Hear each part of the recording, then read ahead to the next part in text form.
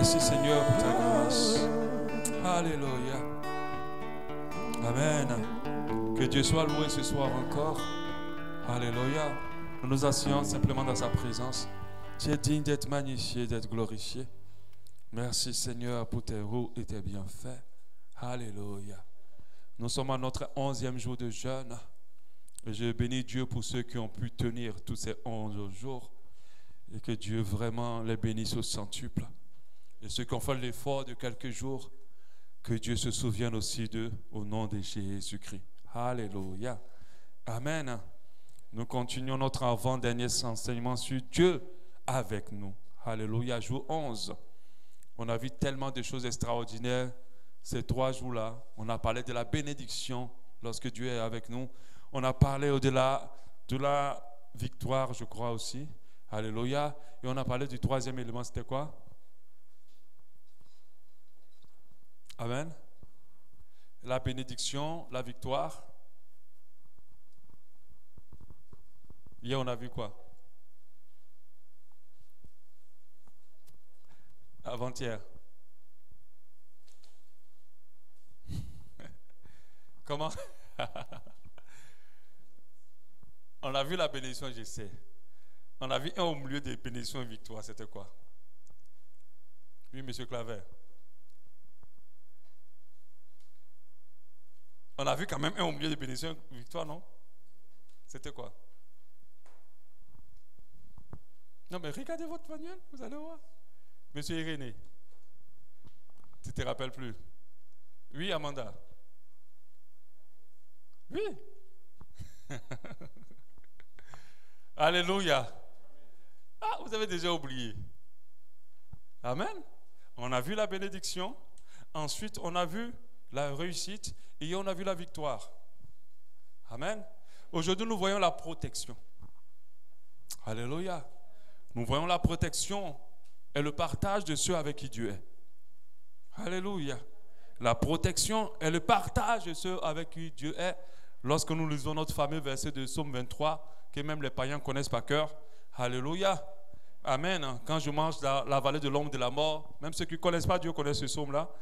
À son verset 4, il dit: quand je marche dans la vallée de l'ombre de la mort, je ne crains aucun mal, car tu es avec moi. Ta houlette et ton bâton me rassurent. On a Ésaïe 43, 2, qui dit: si tu traverses les eaux, amen, si Dieu te parle, il te dit: si tu traverses les eaux, je serai avec toi, et les fleuves, ils ne te submergeront point.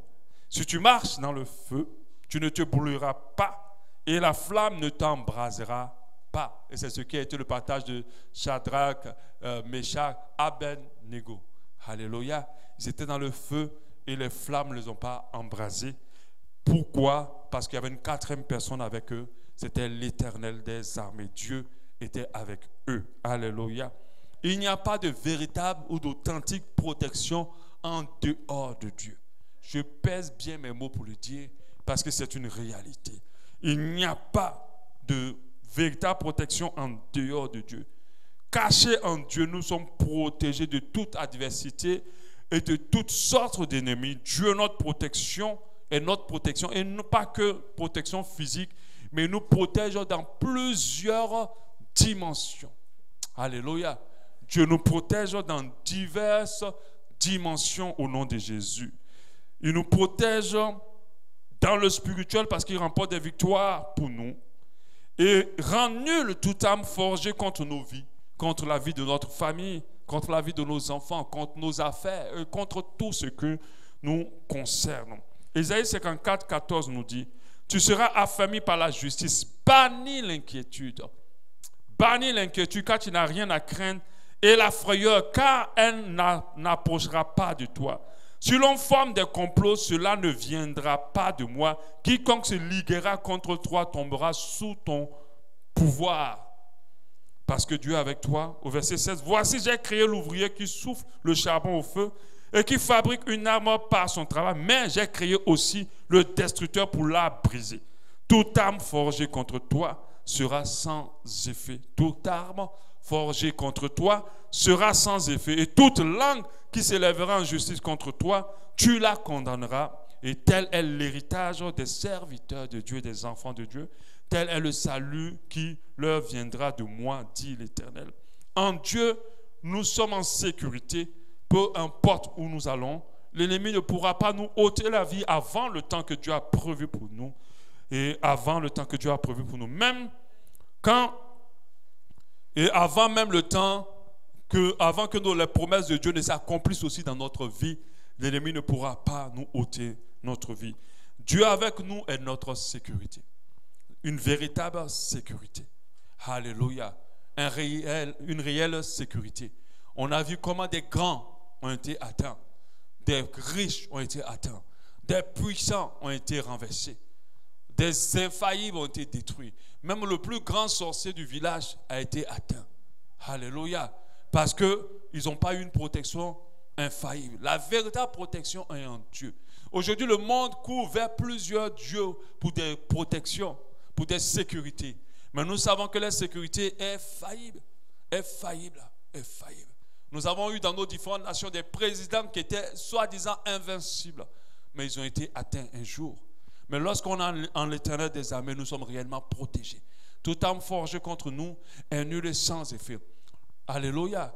Donc Dieu, la sécurité est le partage de ceux avec qui Dieu est. Aujourd'hui, nous allons voir le sous-thème. En Dieu, je trouve mon refuge. C'est ce sous-thème qu'on va développer ce soir. En Dieu, je trouve mon refuge. Amen. En Dieu, je trouve mon refuge. Quand on parle de protection, de sécurité, nous devons tous penser premièrement à Dieu avant toute chose. À Dieu avant toute chose. Lorsque vous parlez de protection, de sécurité, votre pensée doit d'abord monter vers Dieu. Parce que c'est lui la véritable sécurité. Car c'est lui la vraie protection et la protection infaillible. Même les coffres des grandes banques ont été dérobés, ont été pillés.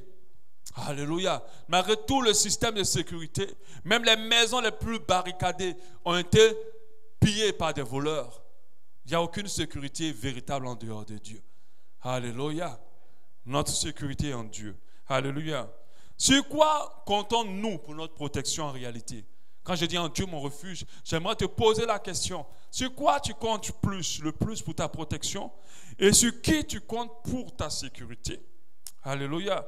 Donc avant de vraiment rentrer dans le vif, ou bien en rentrant dans le vif du sujet, on va parler des différentes formes d'insécurité qui peuvent être le partage de l'homme.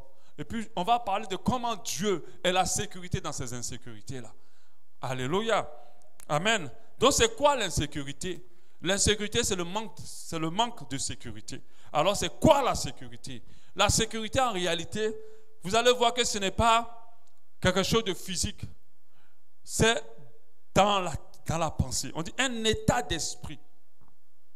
La sécurité est un état d'esprit de confiance et de tranquillité d'une personne qui croit et qui se sent à l'abri de danger. Donc la sécurité n'est pas quelque chose de physique. La sécurité, c'est ce que tu penses. C'est ce qui est dans ton esprit. C'est ce que tu ressens. Alléluia. Tu peux vivre dans une maison où quand on souffle dessus, la porte tombe, mais dormir dans un esprit de sécurité. Mais tu peux vivre dans une maison la plus barricadée au monde et puis te sentir dans l'insécurité. Alléluia. Donc la sécurité, ce n'est pas ce qui est visible, c'est ce qui est dans ton esprit. Amen. C'est là ta sécurité. C'est là ta sécurité est.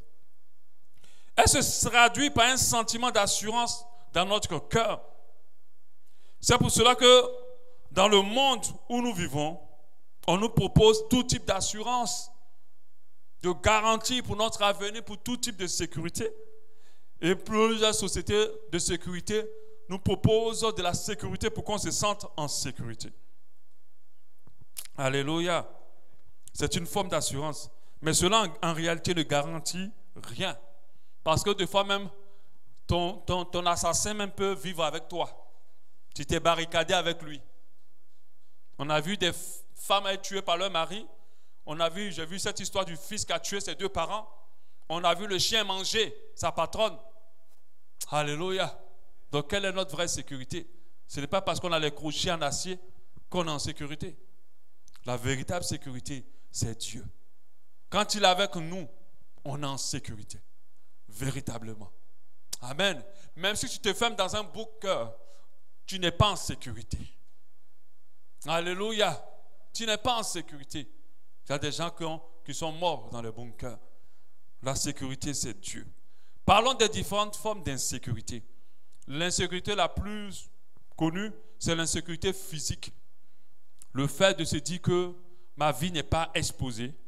Le fait de se dire que on ne va pas m'agresser, on ne va pas me violer pour une femme, qu'on ne me tue pas, qu'on ne me prenne pas ce que j'ai, qu'on ne me ramasse pas dans le taxi pour m'envoyer dans les crimes rituels, quand je sors, je ne fasse point d'accident.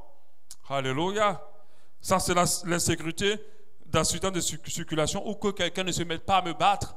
Ça, c'est l'insécurité physique. Et beaucoup de personnes dans ce monde font énormément pour leur sécurité physique. Alléluia. Amen. On fait énormément. On va rentrer très tôt pour ne pas se faire agresser. On va avoir une maison avec des murs très élevés. On va souscrire une société de gardiennage où dès que quelque chose est bougé, il y a une sonnette, une alerte, et puis on vient t'attraper. D'autres vont plus loin. Ils payent des gardes de corps qui marchent avec eux. Mais on a tué des gens avec des gardes de corps. Alléluia. On a atteint des gens avec des gardes de corps. Alléluia. Ou certains, avant de monter dans le taxi, on prend le numéro de la plaque, on prend ici, on prend ici. Ce n'est pas ta sécurité. Alléluia. Tu n'es pas quand même en sécurité. Alléluia. Dans les avions, on met des ceintures de sécurité et l'avion se crache, vous brûlez, la ceinture est encore sur vous. Donc ça ne vous a pas protégé. Alléluia. Quand les avions se crachent, on trouve des corps avec des ceintures en griffe de sécurité. Alléluia. Amen. Donc en réalité, quand tu regardes vraiment, il n'y a pas de sécurité véritable en dehors de Dieu. Il n'y a pas. Tout ce qu'on te propose pour te garantir que rien ne va t'atteindre physiquement n'est pas forcément sûr. Est faillible. Je ne dis pas que de ne pas les employer, mais il ne faut pas mettre ta foi dans ces choses. Ta protection doit être en Dieu. Alléluia. C'est lui qui nous garde. Psaume 17 qu'on a lu, Psaume 17 plutôt qu'on n'a pas lu plus tôt, 17:8 dit « Garde-moi comme la prunelle de ton œil. Garde-moi comme la prunelle de ton œil. Protège-moi à l'ombre de tes ailes. » Et nous savons que lorsque les oisillons, les poules protègent, mais les ailes, c'est pour protéger. Dès qu'il y a un danger, elle met tous ses poussins à l'ombre de ses ailes. Elle est prête à donner sa vie pour ses poussins. Alléluia. Et c'est comme ça que Dieu nous protège contre les méchants qui me persécutent et contre les ennemis acharnés qui m'enveloppent. Il y a des gens qui sont dans l'insécurité par rapport à leur physique, par rapport à leur corps. Ils ne se sentent jamais en sécurité. Alléluia. Si ces personnes-là sont ici, j'aimerais te dire que Dieu te garde. Et si Dieu ne te garde pas, tu n'es pas en sécurité malgré tout ce que tu vas prendre comme précaution pour ta protection. Alléluia. Même si tu as des gardes du corps, un poison peut passer par un des gardes du corps pour toi. Alléluia. On a vu l'histoire, je ne sais pas de quel pays, Guinée ou quoi. C'est un protocole qui a tiré dans la tête du président, non? C'est Guinée, non? Guinée ou un autre pays. Récemment, peut-être 5 ans en arrière. C'est un gars. Non, c'était Guinée. Non, Idriss Déby, ce n'est pas lui. C'est Tchad. C'est Guinée. Et, oui, hein? Conakry, oui. C'est le garde de corps qui a tiré dans la tête du président. Alléluia. C'est le protocole, un militaire, qui a tiré dans la tête du président. Le président n'était pas en sécurité. Alléluia. Mais quand si le président avait basé sa sécurité sur Dieu, toute arme forgée contre lui sera nulle et sans effet. Avant que le garde de corps ne tire, quelque chose aurait déjoué ce programme.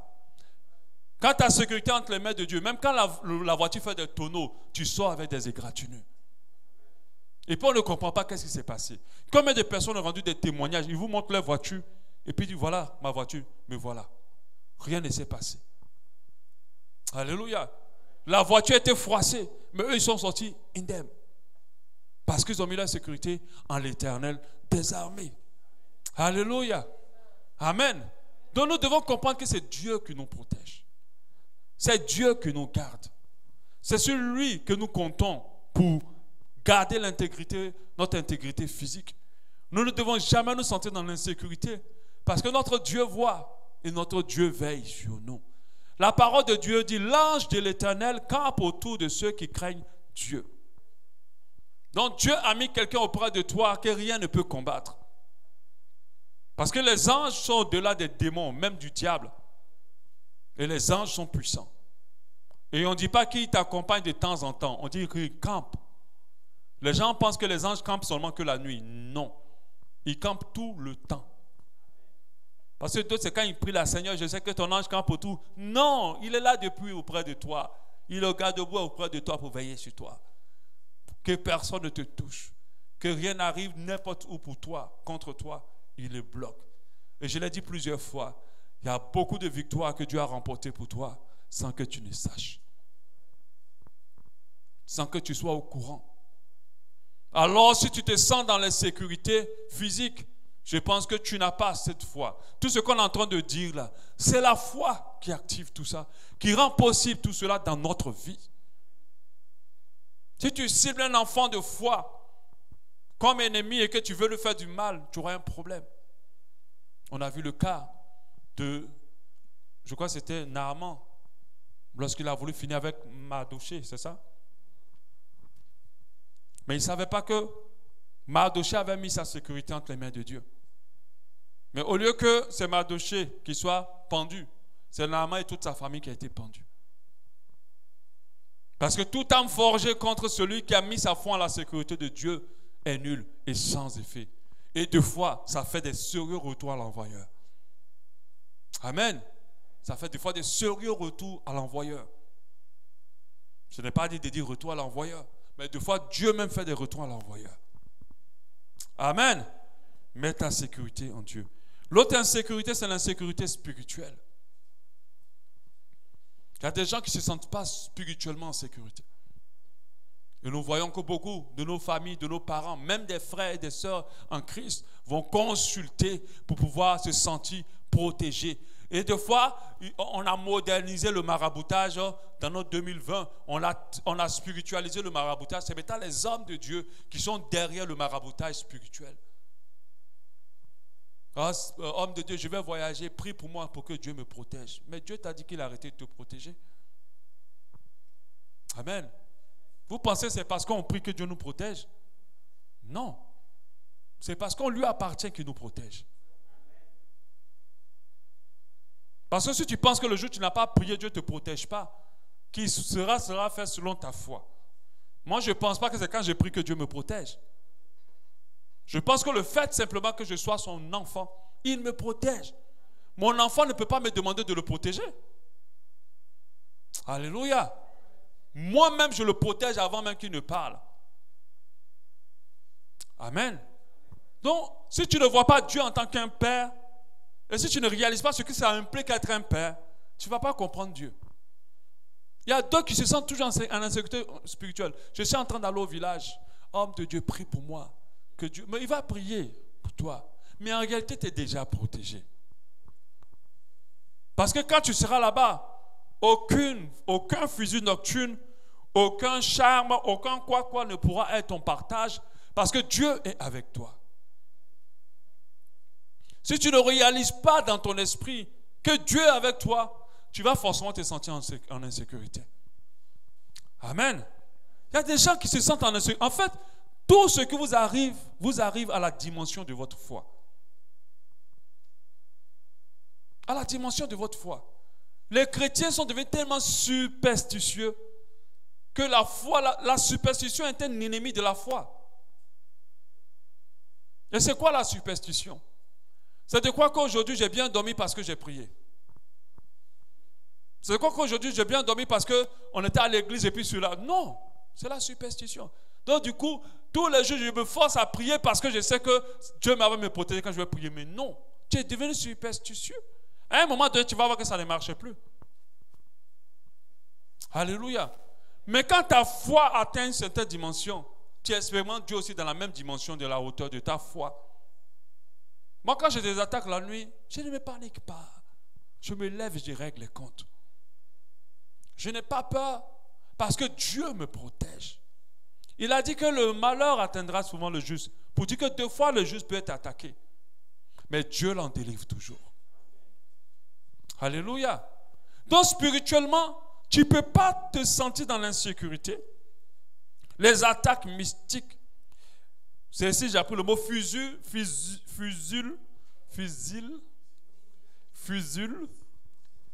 On ne lit pas le L. On ne lit pas le L. On ne dit pas fusil. Fusil nocturne. C'est là que j'ai appris. Ah, on lui a lancé un fusil nocturne. Des fois, mais ce n'est pas un fusil nocturne. Tu as mal dormi. Ton lit est un peu dur. C'est tout. Tu te lèves, tu as mal ici. Oh, j'ai eu un fusil nocturne hier nuit. La superstition. Les sorciers me regardent. Il ment. On n'a même rien fait. Eux-mêmes te regardent et disent, on n'a même rien fait. Quand ils vont commencer à faire cela, tu vas sentir. Mais on est tellement dans la superstition. Tout. Celui qui est superstitieux ne peut jamais se sentir en sécurité. Même quand tu vois, même tu dors, puis tu vois le rideau apparaître. J'adore même tes sont superstitieux, mais le rideau apparaît comme un homme. À qui c'est déjà arrivé? Dis la vérité. C'est le niveau de ta superstition. Dis la vérité. On a accroché habit sur corde. Et puis tu as vu que c'est un homme qui est en train de te parler. Dis la vérité. Ça t'est arrivé, non? Hein? C'est ton niveau de superstition. C'est un niveau de superstition. Tu vois la personne court comme ça pour aller dormir. Il prend le drap, il se serre avec. Ah! Et si quelqu'un vient toucher ton pied, tu as dit quoi là? Dans cette chambre-là, tu as dit quoi? Soit tu abandonnes ta sécurité dans les mains de Dieu, soit tu fais autre chose. Mais tu vas te barricader. Moi, j'avais une tante là, elle là, toutes les nuits, elle doit mettre tous les crochets. Et la nuit, elle doit faire la ronde de tous les crochets. Elle ne dort pratiquement pas la nuit. Elle ne dort pas. Elle ne dort pas. Amen. Ça veut dire, soit tu comptes sur Dieu, soit tu comptes sur toi-même. Et tout ça, c'est le degré de foi. Alléluia. Donc la sécurité spirituelle, l'envoûtement, la magie. La Bible dit que même qu'on va boire des breuvages mortels, rien ne nous arrivera. Même si on est piqué par des serpents, rien ne nous arrivera. Il dit, voici les miracles qui accompagneront ceux qui auront cru. En fait, c'est pour dire, voici ce qui va être le partage de ceux qui sont avec moi et avec qui je suis. Alléluia. Quand Dieu est avec nous, nous avons la puissance contre toutes les ténèbres. Il nous a dit en Luc 10, 19, voici, je vous ai donné le pouvoir de marcher sur les serpents, les scorpions et sur toute la puissance de l'ennemi. Et il a dit, rien ne pourra vous nuire. Dans le spirituel, la seule personne qui cherche à te nuire, c'est la puissance de l'ennemi, c'est les ténèbres. Mais Dieu te dit que il t'a donné le pouvoir sur toute la puissance de l'ennemi. C'est quand tu as un degré de foi, quand les choses spirituelles semblent se passer, tu banalises ça. Tu banalises ça parce que tu sais que ton Dieu est avec toi. Alléluia. Imagine que tu marches avec un pistolet bien rapide, avec des balles dedans. Et puis il y a un gars qui s'arrête à un couteau, dit, toi là, j'ai fini avec toi. Est-ce que tu auras peur? Mais non. Est-ce que tu auras peur?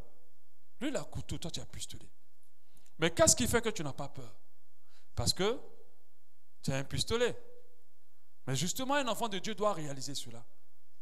Quand la frayeur veut venir à nous, qu'est-ce qui doit faire qu'on n'a pas peur? C'est parce que ce qu'on a est plus puissant que ce qui vient se présenter devant nous. On a Dieu. Les chrétiens dans la barque, quand Jésus a marché sur les eaux, ils ont eu tellement peur. Il y a d'autres, peut-être même qui auraient pu se replonger dans l'eau.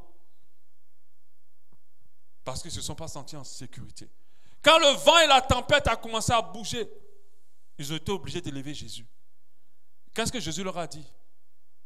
Si vous avez la foi comme... Mais pourquoi Jésus lui la peur à la foi? C'est parce que si tu n'as pas la foi, tu auras la peur. Alléluia. Quand le vent a commencé à souffler, ils ne se sont pas sentis en sécurité. L'ennemi commence des choses. Quand tu as la foi, ça s'arrête net. Ça n'ira pas loin. Amen. Et ça, c'est l'insécurité spirituelle. On a peur de tout. Il y a des gens même qui ne vont plus au village parce qu'ils se disent qu'on va les manger. Mais qui t'a dit que les dents des sorciers peuvent manger les chrétiens? S'ils goûtent ton orteil, ils vont avoir une indigestion. Ils vont avoir des diarrhées spirituelles. Ils ne peuvent pas. Ils ne peuvent pas. Je n'ai pas dit dans l'orgueil d'aller les défier. Nous ne sommes pas là pour défier les ténèbres. Parce que le combat qu'on a mené là, ce n'est pas eux. Le vrai combat, comme Paul dit, j'ai combattu le bon combat. Parce qu'il y a le combat pour les détruire. Mais il y a un combat qui est très bon, c'est de garder la foi jusqu'à la fin. Parce que la foi, c'est les missiles. C'est les missiles dans les armes que tu prends pour combattre. Si tu n'as pas la foi, avec lequel on était tous les trains enflammés de l'ennemi, c'est ce que la Bible dit. C'est-à-dire que la foi est le bouclier, c'est ça, non? Avec lequel vous éteindrez tous les traits enflammés de l'ennemi. Rien qu'avec la foi, l'ennemi a échoué contre ta vie. Mais la foi en quoi? Que Dieu est avec toi et qui te protège. Que celui qui est avec toi est plus puissant que celui qui est avec eux. Quand tu rentres dans cette dimension, il y a de peu de choses que tu vois. Tu remportes des victoires sans combattre. Amen. Et cette insécurité spirituelle, jusqu'à aujourd'hui, beaucoup la vivent. Beaucoup. Beaucoup de chrétiens se sentent en insécurité spirituellement. On va parler d'insécurité face à la mort. Plusieurs ont peur de mourir. Plusieurs sont un peu oppressés face à la mort. La crainte de la mort, la peur de la mort. Amen. Et beaucoup sont dedans. D'autres pensent tout le temps à la mort et ont peur que ce soit leur partage. Et ils se sentent dans l'insécurité par rapport à la mort. Mais comment vous expliquer le cas d'Étienne lorsqu'on l'attrape et qu'on le met à genoux pour le lapider? Vous pensez qu'il avait peur? Non. Il n'avait pas peur. Un enfant de Dieu doit comprendre que quand tu appartiens à Dieu, tant que le jour de ton départ n'est pas arrivé, personne ne peut t'ôter la vie. Personne ne pourra t'enlever. Le jour où Dieu t'enlèvera, c'est pour aller dans les cieux. Et un enfant de Dieu doit comprendre aussi que l'Éternel, comme la Bible dit, en Juge 6, 23, et l'Éternel lui dit, sois en paix, ne crains rien, tu ne mourras pas. Pour dire, à ce moment-là où la mort tourne autour de cette personne, Dieu lui dit, tu ne vas pas mourir. D'autres se sentent en insécurité face à la mort. À cause de cela, ils prennent beaucoup d'assurance, ils font énormément de choses. Ils font plein de trucs pour garder leur vie. Oh, je fais le sport, je mange sainement, je fais ci, je fais ça. Mais quand quelqu'un va venir t'assassiner, est-ce que ton sport là va t'empêcher de mourir? Si quelqu'un t'empoisonne, est-ce que ton sport peut faire quelque chose avec ça? Il y a tellement de manières de mourir que si tu veux penser à ça là, tu vas sûrement perdre la tête. Je te dis où on est là. On peut mourir n'importe comment. On a vu même sur Internet, homme de Dieu prêche, puis tombe, il meurt. Des fois, nous ne réalisons pas que la vie est une grâce. Et que c'est Dieu qui la préserve tous les jours. Il nous réveille tous les matins. Parce que quelqu'un disait que nous prenons la décision de dormir, mais personne ne prend la décision de se lever. Ce n'est pas toi qui dis que tu vas te lever. Et quelqu'un a dit, mais avec le réveil, je me relève. Donc le monsieur a dit, va jeter un réveil dans une morgue. Et tu vas voir si les gens se réveillent. Comprends que ce n'est pas le réveil qui te réveille. C'est Dieu qui te réveille chaque matin. Il ne faut pas avoir peur. Il y a deux qui ont eu tellement peur jusqu'à qu'ils sont morts. Ce que tu ne voulais pas là, c'est t'attraper. Il y a une chose qui est le partage de tout le monde. Donc du coup, on ne doit pas avoir peur. Au moins, tu n'es pas seul là-dedans. Nous tous, on est ensemble. Amen. La parole de Dieu nous dit en Philippiens 1, 21, car Christ est ma vie et la mort est un gain. Mais un gain. Car Christ est ma vie et la mort est un gain. Si tu n'as pas fini les années que Dieu a prévues pour toi, lorsqu'il est avec toi, personne n'ôtera ta vie. Ce qu'il a fait avec les gens de l'Ancien Testament, les Abraham, les Joseph et tout cela, c'est un exemple de c'est l'homme des choses qu'il voulait faire pour nous. Et ils vivaient tellement longtemps, rassasiés de leur jour. Alléluia. Selon la volonté de Dieu. Le nombre de jours que Dieu a prévu pour toi, personne ne va te ravir avant ce temps. N'aie pas peur. Si tu dois mourir un jour, c'est ce jour-là que Dieu a prévu pour toi. Quand il est avec toi, c'est que c'est ce jour-là qu'il a prévu. Tu ne mourras pas un autre jour, si ce n'est que le temps que Dieu a prévu pour toi. Alléluia. Donc n'aie pas peur de la mort. C'est un gain pour nous les enfants de Dieu. Parce que nous savons qu'après la mort, nous sommes sauvés. Ce soir, j'étais allé, je vous ai parlé de la maman qui a perdu son mari. Bon, c'était une cliente, elle est chrétienne aussi. Et cet homme était un homme qui aimait beaucoup le Seigneur. Et il est décédé en France. Donc quand je lui propose de venir parler à ses enfants qui sont encore au bas âge, 15 ans, 10 ans et puis 6 ans. J'ai dit, je viens parler à tes enfants parce que c'est important. Par rapport à tout ce qu'ils ont vécu, ils étaient proches de leur père. Et quand je parle aux enfants, j'essaie de leur faire comprendre tout, on parle, on prie. Et la petite, la dernière me dit, j'aimerais parler. J'ai dit, vas-y. Elle dit, quand papa est mort, j'ai fait des rêves. J'ai dit, quel rêve, explique-moi. Elle dit, le premier jour, j'ai vu papa. Tu l'as vu où? Je l'ai vu assis, entouré d'anges. Et le deuxième jour encore, j'ai fait un rêve. Cette fois-ci, il montait vers le ciel, il y avait des anges qui l'entouraient. Et il m'a dit qu'il m'aimait et qu'il veillerait sur moi. La petite de 5-6 ans. Alléluia. Et j'ai compris que son papa est rentré dans la félicité de Dieu. Parce qu'il aimait le Seigneur. C'était quelqu'un qui était très consacré à Christ. J'ai compris que ce qu'on est en train de faire dans la parole, la maison de Dieu, on ne le fait pas gratuitement. On a une récompense. Parce que cette fille-là ne pouvait pas inventer. C'était aujourd'hui, aujourd'hui à 14h, 15h. La petite ne peut pas inventer ces choses-là. Et sa maman lui a demandé, parce qu'elle n'avait pas dit à sa maman, c'est à moi qu'elle a dit. Sa maman lui a demandé, il était comment? Elle dit, il était devenu beau. Et il avait porté un habit blanc. Et l'habit parle de la robe. On nous retirera la robe sale et nous porterons la robe, la nouvelle robe. Alléluia. Et j'ai compris. Et j'ai eu encore la plus grande confiance, parce que j'étais convaincu que le ciel existe. Mais j'ai encore été, ma foi était encore boostée encore. Parce que vous savez, nous sommes dans une vie où tellement les chrétiens sont dans n'importe quoi, que tu te dis, est-ce que toi-même tu fais bien? Avec toutes les bonnes choses à manger dehors, avec toutes les bonnes choses à expérimenter dehors, est-ce que tu fais bien de les laisser? Mais nous les laissons à cause du nom de Christ. Nous les laissons parce que nous savons qu'il y a une récompense après cette vie. Et il y a une vie après cette vie. Alors, j'ai eu encore ma foi boostée cet après-midi par un enfant. Et la maman me disait, j'ai comme l'impression qu'elle n'est pas consciente que son papa est décédé. J'ai dit à la maman, quand j'ai fini de parler à la fille, j'ai dit en fait, ta fille a été rassurée par Dieu. C'est pour cela que tu as l'impression qu'elle est joyeuse, parce qu'elle était très joviale, très joyeuse. Une petite fille qui vient de perdre son papa. J'ai dit en fait, Dieu l'a apaisée. Dieu l'a apaisée. Et il va passer par elle pour vous apaiser tous. Et le papa a dit, veille sur maman. Il lui a dit à la petite, veille sur maman. Amen. Mais les deux autres n'ont fait aucun songe, aucun rêve. Alléluia. Donc la mort est un gain pour les enfants de Dieu. N'ayez pas peur de mourir. Même s'ils sont à 2 doigts de te tuer, il ne faut pas avoir peur.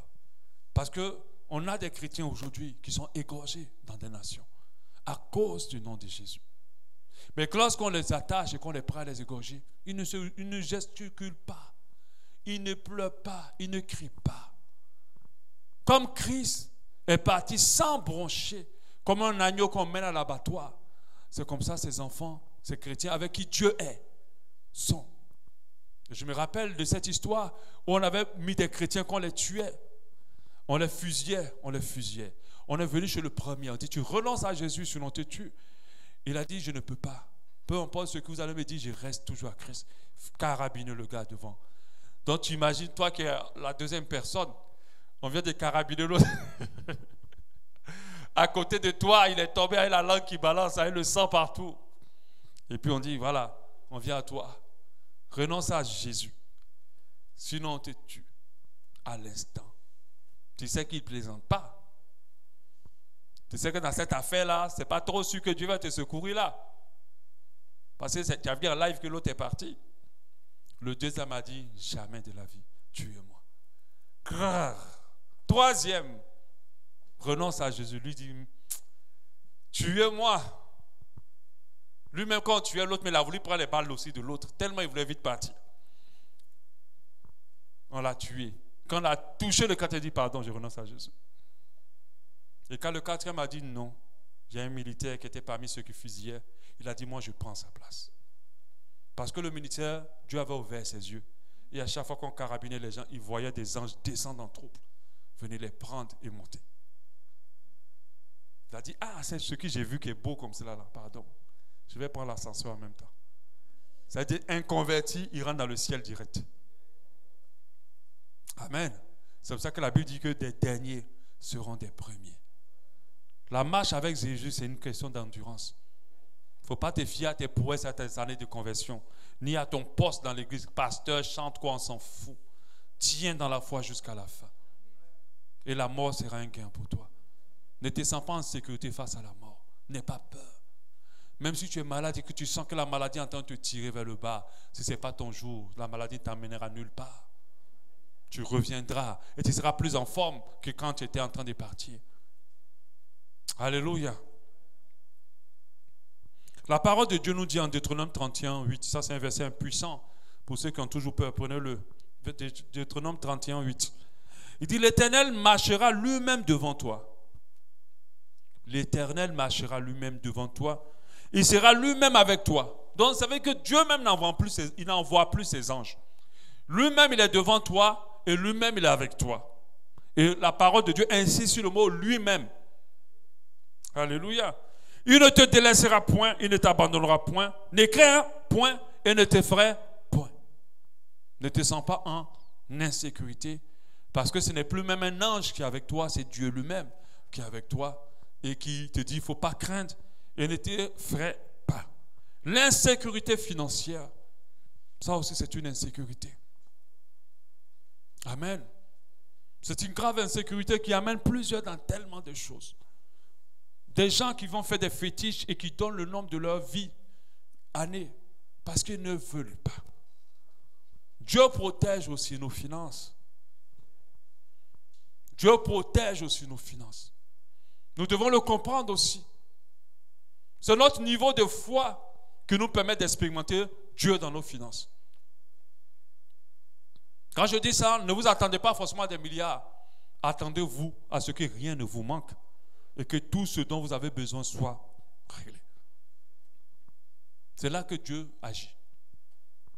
De la même manière, il a amené la manne pour le besoin du jour. Et demain, vous devez attendre encore une autre manne. Il dit à chaque jour suffit sa peine. Parce que les gens pensent que quand on dit Dieu est dans mes finances, c'est d'avoir des milliards et d'avoir un compte garni, d'avoir des voitures. Ça, ce sont les ambitions des hommes du monde. Quand Dieu est dans tes finances, tu ne manqueras de rien. Il prendra soin de toi par rapport à tous tes besoins. Mais plusieurs sont dans l'insécurité financière. À chaque fois que moi j'ai un paiement dans mon entreprise ou que je gagne un peu d'argent, peu importe l'origine, je suis conscient que c'est Dieu qui l'a permis. Parce que les gens peuvent te dire, je vais te payer aujourd'hui. Et puis demain, ils ne te payeront pas. Cette dame que je dis qu'elle a perdu son mari, c'est une cliente. Elle devait me payer vendredi là. J'attendais l'argent là comme ça avec Toche. Elle a perdu son mari lundi. Elle m'a dit, monsieur Soro, je vous paye vendredi. Mes yeux étaient braqués déjà sur le sou. Quand elle m'écrit pour dire, monsieur Soro, j'ai perdu mon mari. Au lieu de penser à son mari, j'ai pensé à mon argent. Je dis, là, il ne va plus me payer. Je ne peux pas aller aussi, il faut me payer. Donc, pour te faire comprendre que ta sécurité financière est en Dieu. À chaque fois que tu as, c'est lui. Même l'entreprise que tu dis que ça ne peut pas tomber. Il y a des entreprises infaillibles qui sont tombées. Même le poste que tu as petit, que celui qui t'a mis à la tête, il est grand. On a enlevé les présidents. On a enlevé les DG. Si tu ne mets pas ta sécurité financière en Dieu, ça ne va pas aller. Il y a des gens qui ont, mais qui ont toujours besoin, qui ont toujours des problèmes, qui ont toujours des situations, qui ont toujours des dépenses. Je suis très conscient que c'est le Seigneur qui veille sur ce que je gagne. C'est lui qui veille sur mon argent. Il y a des gens qui craignent tellement la pauvreté qu'ils ne sont pas en sécurité. Quand leur salaire commence à arriver, il reste encore un billet de 10 000, c'est fini. Ils sont dans tous les états. Ils se sentent dans l'insécurité. Et ces personnes-là comptent beaucoup sur ce qu'ils gagnent pour se sentir en paix. Et ça, c'est une grave erreur. Un enfant de Dieu ne s'inquiète pas. Il sait que si je dépense tout de suite, Dieu va le permettre. Si j'utilise, Dieu va le permettre. Même si je n'ai pas aujourd'hui, demain j'aurai. Mais il y a des gens qui ne s'amusent même pas à ça. Parce qu'ils se sentent seulement en sécurité financière quand ils ont de l'argent. Or, l'argent, où tu es assis là, après le culte, on peut t'appeler pour te dire qu'il t'attend. Amen. Après le culte, on peut t'appeler pour dire viens, je veux te voir. Et puis voilà, il est là. Il peut apparaître en une seconde, mais c'est l'un des maîtres les plus infidèles qui puisse exister. Ne mets pas ta confiance en argent. Même les plus grands riches n'ont aucune garantie financière. Parce qu'on a vu des milliardaires se retrouver dans la pauvreté. On l'a vu. Amen.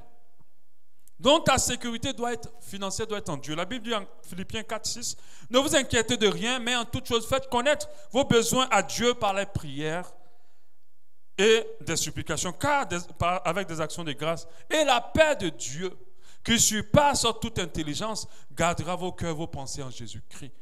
Pourquoi il dit ça? Parce qu'il y a d'autres, leur cœur est tellement dans l'insécurité que leurs pensées et leur cœur ne sont pas gardés en Jésus-Christ. Alléluia. Amen.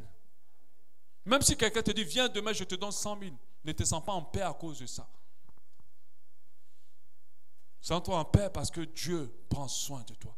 C'est pour ça que les enfants de Dieu, financièrement, doivent toujours remettre tout à Dieu. Seigneur, demain, mon loyer, je dois le payer. Je n'ai pas encore pu. Même si ça traîne, tu le payeras. Et tu vas te rendre compte que tu n'as jamais été en retard de loyer de trop de mois. Mais il y a des gens riches qui doivent des 7 mois de loyer. Qui sont endettés comme pas possible. Mais devant les gens, ils paraissent riches et avoir les moyens.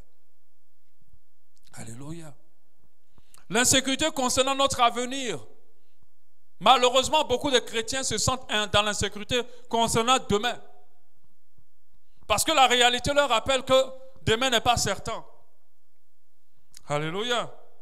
Quand tu regardes à ce qui se passe dans leur vie, ou ce qui a tardé dans leur vie, ils ne sont plus dans l'assurance. J'aimerais dire à quelqu'un, Dieu veille sur notre avenir. Il veille sur notre futur. Il n'est point limité dans le temps. C'est pour cela qu'il va nous dévancer pour préparer le chemin devant nous. Pour préparer les choses pour nous. Mais est-ce que nous avons la foi pour entrer dans ça? Est-ce que nous avons la foi pour rendre cela possible dans nos vies? Tout est une question de à quel niveau tu crois. Il y a des gens qui ne sont pas rassurés parce que demain n'est pas certain. Donc c'est par rapport au mariage. Donc c'est par rapport à leur avenir. Qu'est-ce que je vais devenir? Je ne vous conseille pas de vous soucier d'aujourd'hui, de vous inquiéter de demain. Normalement, nos enfants de Dieu ne doivent pas s'inquiéter. Parce que notre Dieu connaît nos inquiétudes et s'occupe de tout ce dont nous avons besoin. Alléluia. Mais il y a des gens qui sont très en sécurité. Et à cause de cette insécurité, beaucoup font de mauvais choix. Avant le temps de Dieu, ils sautent dans d'autres programmes et dans d'autres projets. Dieu dit, tu vas te marier. Mais tellement tu n'es pas sûr que tu vas te marier, l'âge avancé, tout ça, tu t'embarques dans un projet de mariage qui n'est pas de Dieu.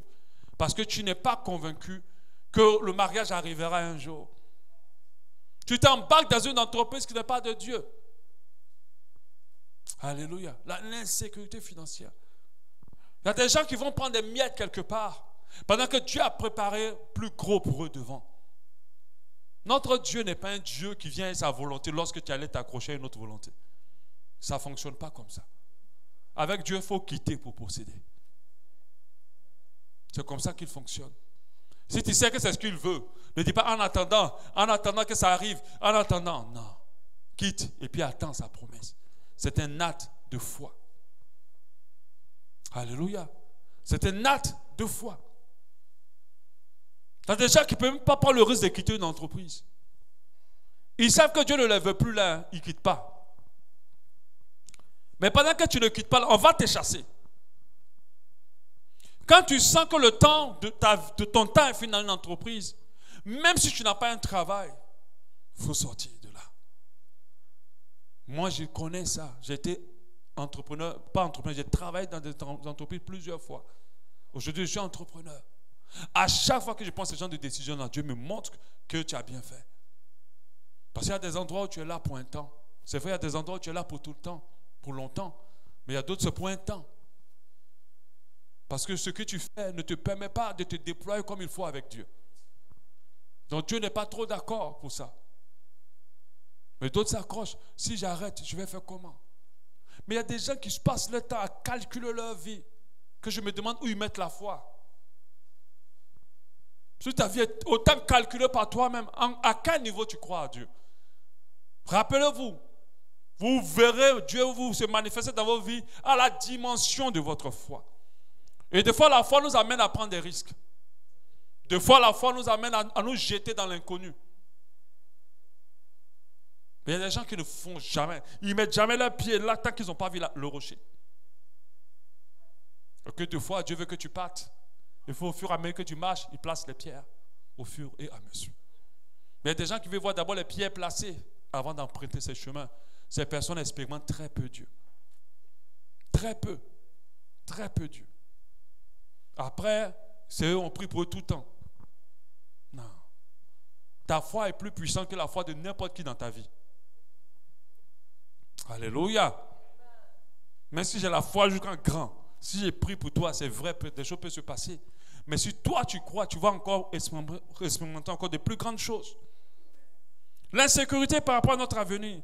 Matthieu 6,34 dit: ne vous inquiétez donc pas du lendemain, car le lendemain prendra soin de lui-même. À chaque jour suffit ta peine.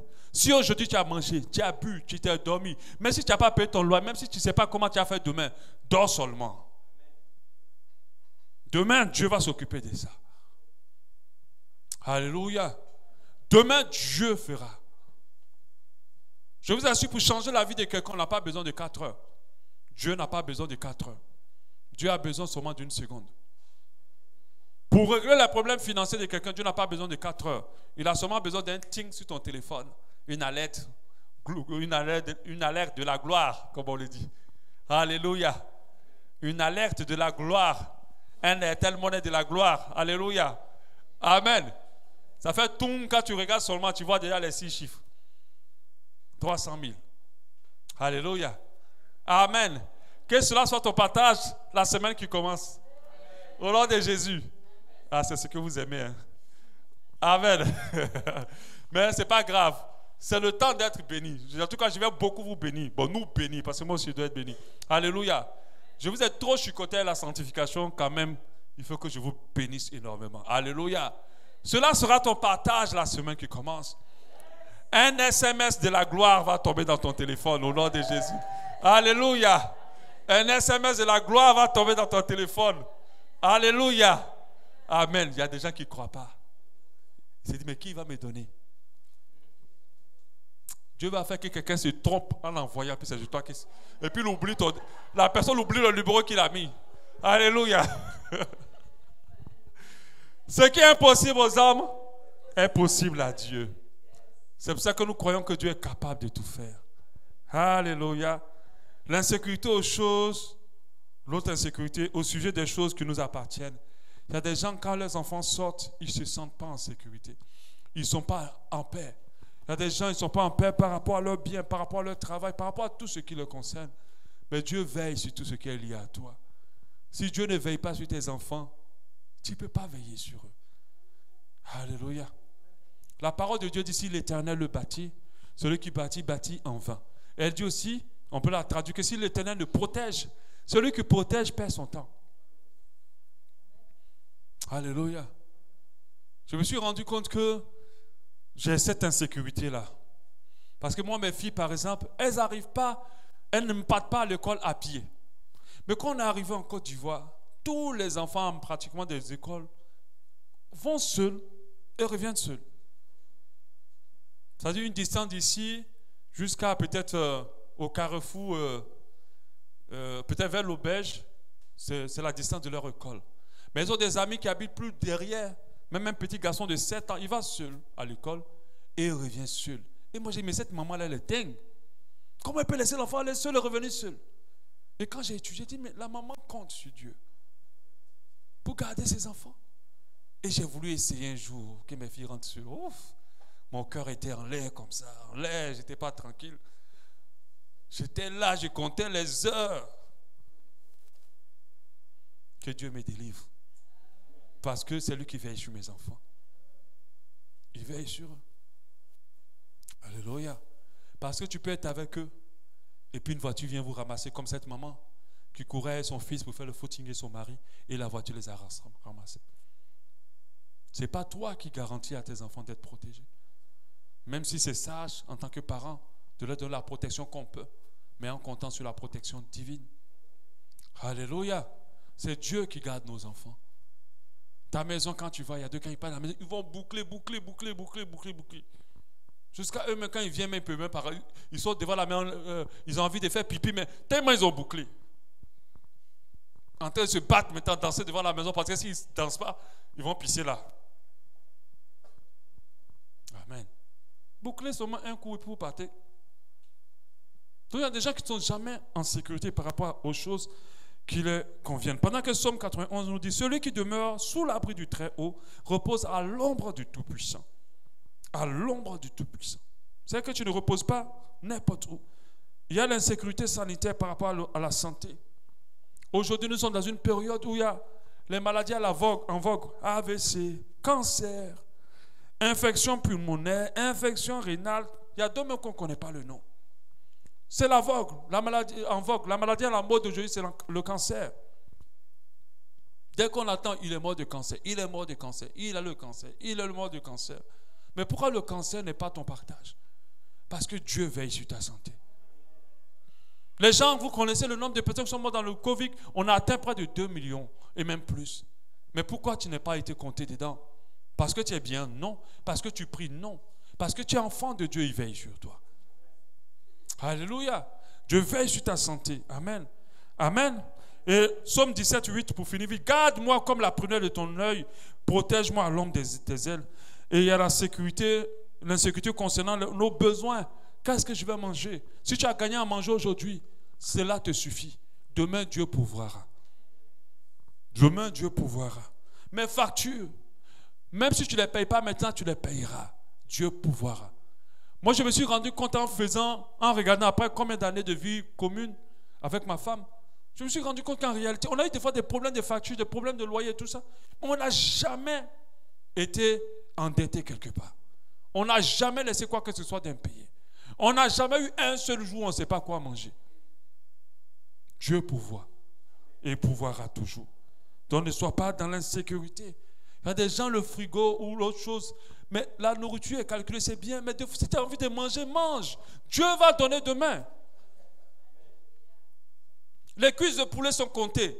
On doit manger 2 cuisses par jour, 3 cuisses par jour. Non, mange. Tu veux manger, mange. Sinon, si je mange tout, demain, qu'est-ce que je vais manger? Mange. Fais-toi plaisir. Fais-toi plaisir. Tu as envie de manger du caviar? Vas-y. Tu es quand même un fils du roi. Quand il n'aura rien à manger, il ne faut pas dire que c'est moi qui te dis ça. Amen. Non, ne te lâche pas toi aussi quand même. Il faut être sage. D'accord? Mais ne te sens pas en sécurité. Quand tu ouvres ton frigo et puis il reste seulement qu'un sachet de poulet, il ne faut pas que le sentiment d'insécurité se crée en toi. Dieu le remplira. Alléluia. Il ne faut pas te sentir mal. Dieu va le remplir. Amen.